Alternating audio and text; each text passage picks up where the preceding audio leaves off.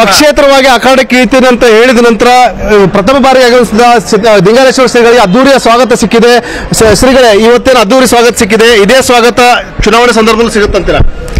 ಇದು ಹೆಚ್ಚಾಗ್ತಾ ಹೋಗ್ತದೆ. ಯಾಕಂತಂದ್ರೆ ಇದು ನನ್ನ ಚುನಾವಣೆ ಅಲ್ಲ, ಇದು ನಿಜವಾದ ಮತದಾರನ ಚುನಾವಣೆಯಾಗಿದೆ, ಸ್ವಾಭಿಮಾನಿ ಮತದಾರನ ಚುನಾವಣೆಯಾಗಿದೆ, ಇದು ಧರ್ಮಯುದ್ಧದ ಚುನಾವಣೆಯಾಗಿದೆ. ಹಾಗಾಗಿ ಎಂದೂ ಕೂಡ ಇದಕ್ಕೆ ಹಿನ್ನಡೆ ಅಂತಕ್ಕಂಥದ್ದಿಲ್ಲ, ಮುನ್ನಡೆ ಅಂತಕ್ಕಂಥದ್ದು ಇದೇ ಇರ್ತದೆ. ಅಲ್ಲಿ ಈಗ ಒಂದ್ ಕಡೆ ಬಿಜೆಪಿ ನಾಯಕರು ಮನವೊಲಿಕೆ ಮಾಡ್ತೀವಿ ಅಂತ ಹೇಳ್ತಿದ್ದಾರೆ, ಕಾಂಗ್ರೆಸ್ ನಾಯಕರು ತಮ್ಮತ್ತ ಸೇರ್ತೀವಿ ಅಂತ ಹೇಳ್ತಿದ್ದಾರೆ. ಏನು ಅರ್ಥ? ಅವರವರ ನಿರ್ಣಯಗಳನ್ನು ಅವ್ರು ಕೈಗೊಂಡ ನಂತರದಲ್ಲಿ ಅದರ ಬಗ್ಗೆ ವಿಚಾರ ಮಾಡೋಣ. ಅಲ್ಲ, ಈಗ ಮುಂದಿನ ಅಂದ್ರೆ ಈಗ ಏನ್ ಪಕ್ಷೇತರವಾಗಿನೇ ನೀವು ಅಖಾಡಕ್ಕೆ ಇಳಿತೀರಾ ಹೇಗೆ? ಈಗಾಗಲೇ ನಾವು ಪಕ್ಷೇತರವಾಗಿ ಅಖಾಡಕ್ಕೆ ಇಳಿದಾಗಿದೆ. ಹೌದು. ಅಲ್ಲ, ಈಗ ಯಾವ ರೀತಿ ಮತದಾರ ಬೆಂಬಲ ಸಿಗ್ಬೋದು ಅಂತೀರಿ? ಬಹುಶಃ ಮತದಾರರ ಬೆಂಬಲ ಹೇಗೆ ಸಿಗ್ತದೆ ಅನ್ನೋದಕ್ಕೆ ಇವತ್ತಿನ ಅವರು ಮತದಾರರು ಸ್ವಾಗತ ಮಾಡಿರ್ತಕ್ಕಂತಹದ್ದೇ ಸಾಕ್ಷಿಯಾಗಿದೆ. ಈಗ ಒಂದು ನೀವು ರಾಷ್ಟ್ರೀಯ ಪಕ್ಷಗಳು ಒಂದು ಏನು ಟೈಅಪ್ ಮಾಡ್ಕೊಂಡಿದ್ವಿ, ಮೈತ್ರಿ ಅಂದ್ರೆ ಒಳ ಒಪ್ಪಂದ ಮಾಡ್ಕೊಂಡಿದ್ದಾವೆ ಅಂತ ತಾವು ಹೇಳ್ತಾ ಇದ್ರಿ. ಮತ್ತೊಂದು ಕಡೆ ತಮ್ಮ ವಿರುದ್ಧ ಷಡ್ಯಂತ್ರ ಅನ್ನೋ ಮಾತು ಕೇಳಿ ಬರ್ತಾ ಇದೆ. ನಮ್ಮ ವಿರುದ್ಧ ಯಾವುದೇ ಷಡ್ಯಂತ್ರಗಳಂತಕ್ಕಂಥವಿಲ್ಲ.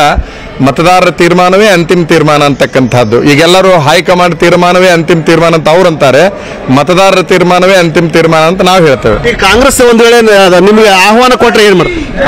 ಕಾಂಗ್ರೆಸ್ ಪಕ್ಷದವರು ಆಹ್ವಾನ ಕೊಟ್ರೆ ತಾವೇ ಅಭ್ಯರ್ಥಿ ಆಗ್ರಂತೆ ಕೊಟ್ಟಂತ ಸಂದರ್ಭದಲ್ಲಿ ಅದನ್ನು ವಿಚಾರ ಮಾಡೋಣ. ಬಟ್ ಚುನಾವಣೆ ನಿಲ್ಲೋದು ಅಂದ್ರೆ ಅಭ್ಯರ್ಥಿ ಒಟ್ಟು ಅಖಾಡದ ಯಾವುದೇ ಪರಿಸ್ಥಿತಿಯಲ್ಲಿ ಚುನಾವಣೆಗೆ ನಿಂತಾಗಿದೆ, ಇದನ್ನ ಯಾರು ಕೂಡ ಹಿಂದೆ ಸರಿಸಲಿಕ್ಕೆ ಸಾಧ್ಯವೇ ಇಲ್ಲ. ಬಿಜೆಪಿ ಹೈಕಮಾಂಡ್ ಒಂದು ಯಡಿಯೂರಪ್ಪ ಅವರು ಮನವೊಲಿಕೆ ಮಾಡ್ಲಿಕ್ಕೆ ಯಡಿಯೂರಪ್ಪಗೂ ಒಂದು ಅವಕಾಶ ಕೊಟ್ಟಿದೆ, ಅದೆಲ್ಲ ಕಾಲ ಮಿಂಚಿ ಹೋಗಿದೆ. ಈಗ ಅಂದ್ರೆ ಯಾವತ್ತು ನಾಮಿನೇಷನ್ ಮಾಡ್ತೀರಿ? 18ನೇ ತಾರೀಕು ಮಧ್ಯಾಹ್ನ ನಾಮಿನೇಷನ್ ಮಾಡ್ತೇವೆ.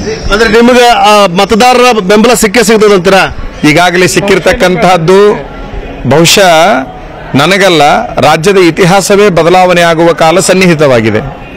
ಇದು ದಿಂಗಾಲೇಶ್ವರ ಶ್ರೀಗಳ ಅಭಿಪ್ರಾಯದ ಒಟ್ಟಾರೆ ಏನು ರಾಜ್ಯದ ಇತಿಹಾಸದಲ್ಲಿ ಒಂದು ಹೊಸ ಇತಿಹಾಸ ಸೃಷ್ಟಿ ಆಗುತ್ತೆ ಅನ್ನೋ ಒಂದು ಮಾತನ್ನು ಹೇಳಿದರೆ, ನಾನು ಗೆದ್ದೇ ಗೆಲ್ತೀನಿ ಅನ್ನೋ ಒಂದು ವಿಶ್ವಾಸವನ್ನು ವ್ಯಕ್ತಪಡಿಸಿದ್ದಾರೆ. ಕ್ಯಾಮರಾಮನ್ ರವಿ ಜೊತೆ ಶಿವರಾಮ್ ಮಸುಂಡಿ, ನ್ಯೂಸ್ 18 ಹುಬ್ಬಳ್ಳಿ. ಕನ್ನಡಿಗರ ನೆಚ್ಚಿನ ನ್ಯೂಸ್ 18 ಕನ್ನಡ ಈಗ ವಾಟ್ಸ್ಆಪ್ನಲ್ಲೂ ಲಭ್ಯ. ಕರ್ನಾಟಕ, ದೇಶ ವಿದೇಶಗಳ 360 ಡಿಗ್ರಿ ಸುದ್ದಿಯ ವಿವರಗಳನ್ನ ನಿಮ್ಮ ಕೈ ಬೆರಳುಗಳಲ್ಲೇ ಪಡಿಲಿಕ್ಕೆ ಈ QR ಕೋಡ್ ಅನ್ನ ಸ್ಕ್ಯಾನ್ ಮಾಡಿ, ನಮ್ಮ ಚಾನಲ್ ಫಾಲೋ ಮಾಡಿ, ನೋಟಿಫಿಕೇಶನ್ ಆನ್ ಮಾಡಿ.